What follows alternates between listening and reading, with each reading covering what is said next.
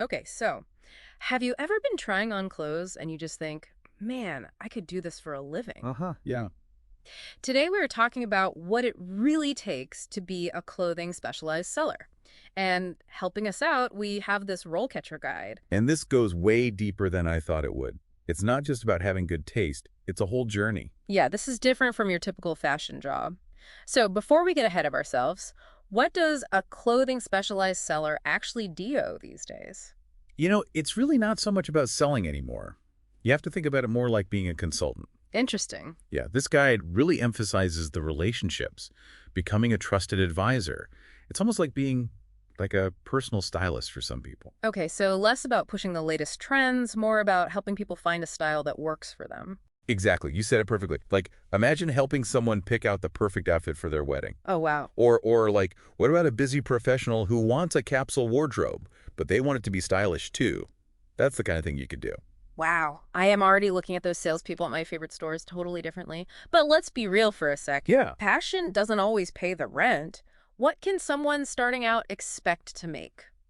Well, this guide says the starting salary is somewhere between $25,000 and $35,000, which, let's be honest, that's not a ton of money. Definitely not enough to support a designer shoe habit. Right. So is there more to it? Right. You have to know how the industry works. Right. This guide talks about commission structures, Okay. which can make a huge difference. Let's say you're making sales, right? Like you sell $5,000 worth of merchandise In a week. in a week. Yeah. Yeah. You could be making way more on top of your base pay. Okay, so knowing how to sell is important. Absolutely. There's definitely room to grow, not just in your paycheck, but in your career too. Speaking of which, what's the typical career path look like for someone in this field? One of the things I really like about this guide is that it lays out a clear path. It's kind of like leveling up in a video game. Haha, okay. You might start as a sales assistant and you learn the ropes, you learn about all the products, then you can become a senior sales associate, then maybe you're an assistant manager. Eventually, you could be running the whole store as the store manager. So you go from learning how to do inventory to like deciding what the store even sells. Yeah. That's amazing. We all know this industry moves fast. What does the guide say about the role of technology, especially AI? It seems like that's a big deal now.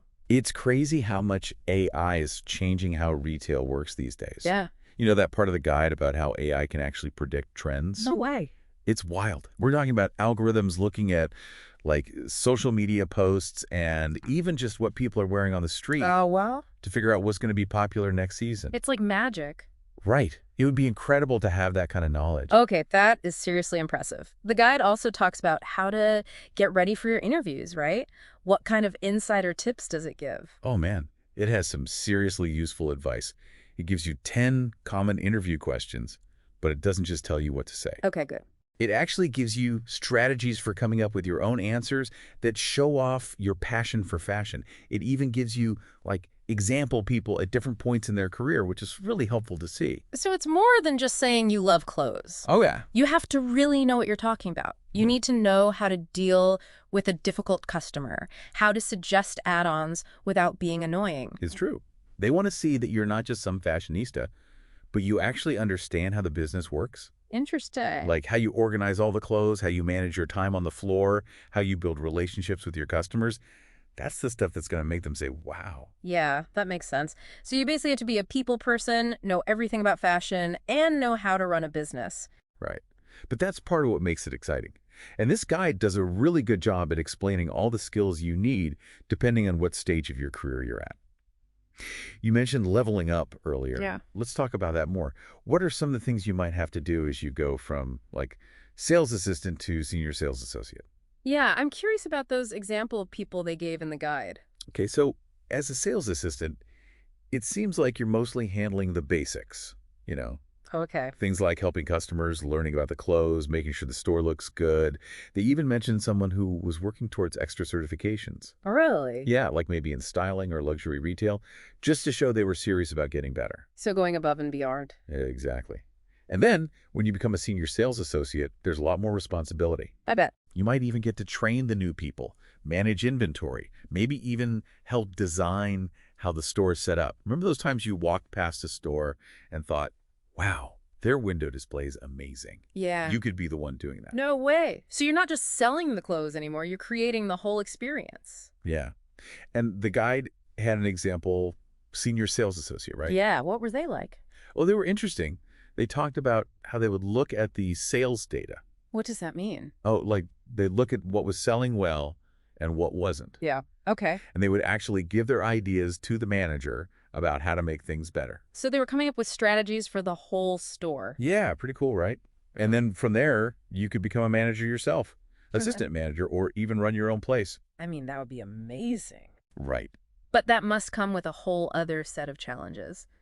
What does the guide say about what it takes to be a manager? Well, obviously you need to be a good leader, but there's a lot more to it than that. It talks about managing a team, setting sales goals, managing the money.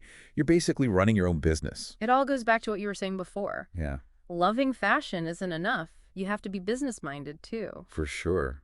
Remember those examples from before? The store manager, they were doing things like negotiating contracts with the brands they were buying from, planning events, making sure the store was making money.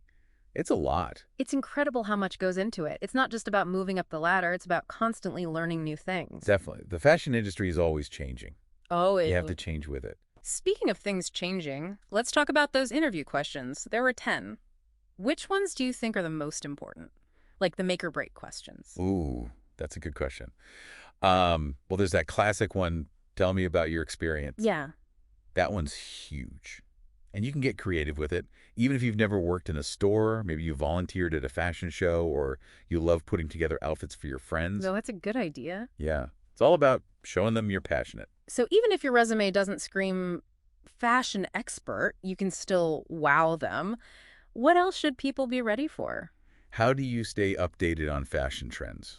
Yeah. It's a big one. This is where you get to talk about the fashion blogs you read, the magazines you like, Okay. even just what influencers are wearing on social media.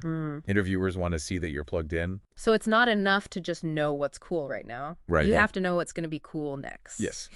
And then there's one that always seems to trip people up. What's that? How do you handle a difficult customer? Ooh, yeah.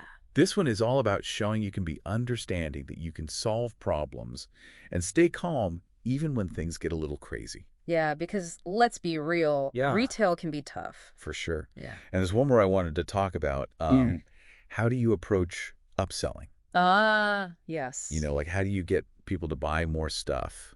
This is your chance to show them you can sell, but in a way that is helpful, not pushy. So you're trying to figure out what they need and then Yeah. offer them solutions, not just trying to make a sale. It's all about building trust. When your customers trust you, they're going to come back for more, and they'll tell their friends. Everyone wins.